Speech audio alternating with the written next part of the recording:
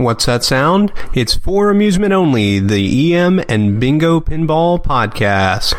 Welcome back to For Amusement Only. This is Nick Baldridge. For those that celebrate, I hope you had a Merry Christmas, and for those that are still celebrating, a Happy Hanukkah. I wanted to speak a bit tonight about the passing of Dan Ferguson, the owner of the Lone Star Pinball Museum in Houston, Texas. Ryan and I were privileged enough to have met Dan in between the two tour stops that we ran in Houston back in August. And Dan was extremely gracious, opened up the Lone Star Pinball Museum to us, and then walked us through the whole thing. And we had just fantastic conversations. Got to see his games and, of course, his extremely impressive collection of various trade stimulators, memorabilia, neon signs, just all kinds of cool stuff that he had packed into the Lone Star Pinball Museum. And one of my favorite pieces there was a horse racing game that Dan had actually built from spare parts.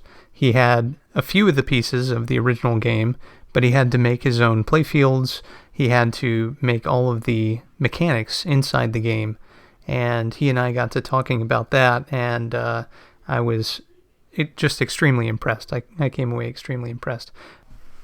Having only met Dan that one time, I was hoping to be able to spend more time with him, either over the phone or upon future trips to Houston. But unfortunately, that was not to be. Dan passed away on December the 14th of 2019. Dan was instrumental in the Texas Pinball Festival and the Houston Arcade Expo, as well as running the Lone Star Pinball Museum, and he was a staple of the Houston collector community from what I can tell. Just a super nice guy, really generous with his time and his knowledge, and I am sad to hear of his passing. My sincere condolences to all of his friends and family and the entirety of the pinball and coin-operated collecting hobby. As one might expect around the holidays, EM news is a little bit light.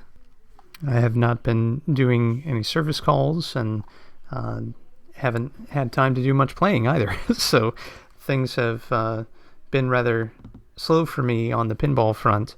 However, I am working every day on the new flipper game that I'm creating. And if you'd like to follow along, I'll put a link in the show notes to the build thread where I'm talking about various challenges. It's a solid state game, so it doesn't quite fit the motif of the show here, but I figure I can mention it every so often. Today's featured game is Festival by Chicago Coin, made in January of 1967. This is a relatively straightforward 4-player game, but there are a couple of features which make it look like a super fun player. This is Chicago Coin's first game with flipper return lanes, as the IPDB calls them. They're in lanes that feed directly to the flipper. So let's talk about the rules for the game. This game has sequence A through E that has to be spelled completely in order to increase the target value. By default, you get 1 times the scoring, and the targets are actually mounted on a roto unit, a carousel roto unit, very similar to the one that's found in Diamond Jack or King of Diamonds. But hey, wait, that's a Gottlieb game, and this is Chicago Coin. What the heck? Well, I can tell you that the targets attached to the mechanism are different than the Gottlieb ones, whereas the Gottlieb ones are kind of vertical-oriented rectangles. These are circular stand-up targets, essentially, which are put on that roto unit. Now, I don't have pictures of the unit itself, but I suspect that it's got to be laid out almost exactly the same as the Gottlieb one. There's only, maybe one other way that can possibly work, and it wouldn't work nearly as well as the Gottlieb one. But I assume that this works almost exactly the same. The letter A is on the left out lane. B can be hit on a rollover button in the mid-play field, on the left, or by a rollover at the top, right beside the rebound rubber on the upper left. C is right in the center. It's the center lane at the top, or it's the right in lane, or the left in lane. So either in lane will spot C, as well as that center rollover. D is the right rollover, or the right button rollover on the mid-play field. And then E, the only place you can get E, is the right out lane. So left and right out lane have to be hit in order to complete the sequence one time. So when you complete the sequence one time, it boosts the target values from 1 time to 10 times. If you complete the sequence a second time, it boosts it from 10 to 100 times.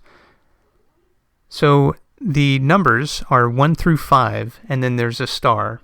While the star is showing, if the star is lit on the playfield, you will score 50 points for the star, and you'll also light the extra ball light. Now, the IPDB notes that there was apparently an add-a-ball version of this produced, and if that worked like the Chicago Coin Twinkie that I owned, then you could stack the extra balls and play them off that way. So there would be an indication on the apron that you could shoot again, but there was no indication on the glass of how many balls you had left to shoot. In this case, there was a shoot again light on the playfield, so maybe they didn't make a second version of the apron for this, for the add-a-ball version. They just kept that light lit. But at any rate, the theme of this game, if you couldn't tell, is a festival. It's a party. So there's musical instruments, and there's people dancing, and I think the layout looks pretty fun. I know that's surprising. I normally don't pick games that I don't think would be fun, and I'm interested to see how this plays, especially with that roto unit. As far as I know, Chicago Coin did not make any other games that utilized a roto unit in this fashion.